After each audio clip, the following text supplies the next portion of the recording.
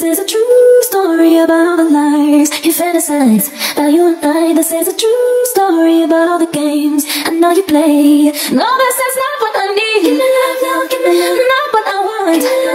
Ain't gonna happen to me. Give me love, love, give me love, love, love. Give me love, give me love, love, love, love, love, love. I'll play the villain if you need me to. I know how this goes, yeah. I'll be the one you play the scene, while the cameras please. Running like a die, wasting all your time, sneaking like a creep in the night. But I'll play whatever part you need me to. Assalamualaikum everyone, hope you all are doing well. এটা নিয়ে আমি 4 number voice over দিচ্ছি না 5 number I don't know, but এই ভিডিওটা অনেক দিন আগের। আমি মানে এক এক দিনের একটু ভিডিও আছে, তো আমি ভাবলাম কেন না সবটাকে জোড়া দিয়ে একটা কিছু করা যায়। তো আমি এখন সকাল 6টায় উঠে গিয়েছিলাম। ওই দিন কিছু পড়া বাকি ছিল, তাই ভাবলাম কেন না একটু পড়াটা শেষ করে ফেলি সকাল সকাল, কারণ রাতে এত টায়ার্ড থেকে আমার পড়ার হয় না। তো আমি এমন না যে এখানে রেখে ব্রাশ করে পড়তেছিলাম, এতটাও ভালো আমি না। তো আমি ব্রেকফাস্ট হিসেবে চিড়া খেয়েছিলাম। আর ওই সময় আমার এত বেশি চাপ যাচ্ছিল যে পরীক্ষা অ্যান্ড আদার্স, মানে 3 ঘন্টার পরীক্ষায় বেশি ছিল, তো আমার হাত এত ব্যথা ছিল, তো আমার ব্যান্ডেজ পরতে হয়েছিল।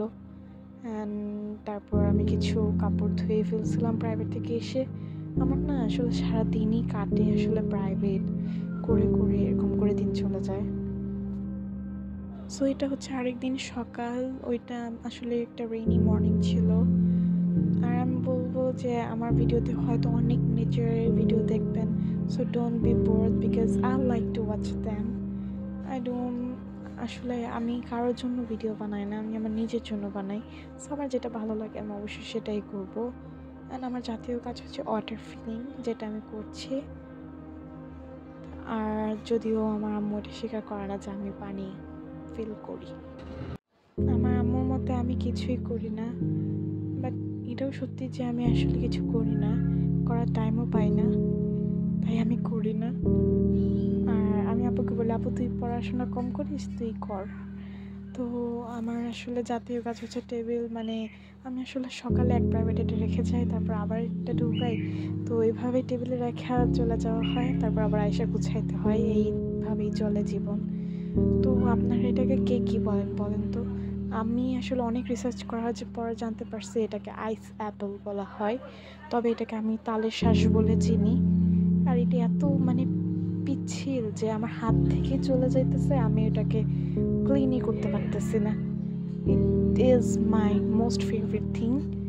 তো আমি বলবো অনেকবার দেখবেন আমি বারান্দায় গেছি, কারণ আমার জীবনটা হচ্ছে আসলে 4 দেয়ালে বন্দি। খুব একটা বের হওয়া হয় বলে বলবো না, নানু বাসায় যাই ওখানে তো পারি, তাই না? তো আমি একটু চেষ্টা করি বারান্দায় যাওয়ার অ্যান্ড কী বলবো পরিবেশটাকে একটু ফিল করার, কারণ আমি একটা রোবট হয়ে যাচ্ছি। তো এইটা হবে 5:30টার দিকে। তো আমি আসলে আমার বোনকে ডিস্টার্ব করতে চাইনি লাইট জ্বালিয়ে পড়তে, তাই একটা পানির বোতল অ্যান্ড বিস্কিটের ডিব্বা নিয়ে বাইরে মানে বারান্দায় বসে যাই। অ্যান্ড আমার শরীরে এতটুকু এনার্জি ছিল না যে আমি টেবিলটা টান দিয়ে নিয়ে আসবো। আই ডোন্ট নো, আমি কথা আসলে একটু কম বলতেছি, পারতেছি আসলে কেন জানি শ্বাসকষ্ট হচ্ছে। I am really sorry.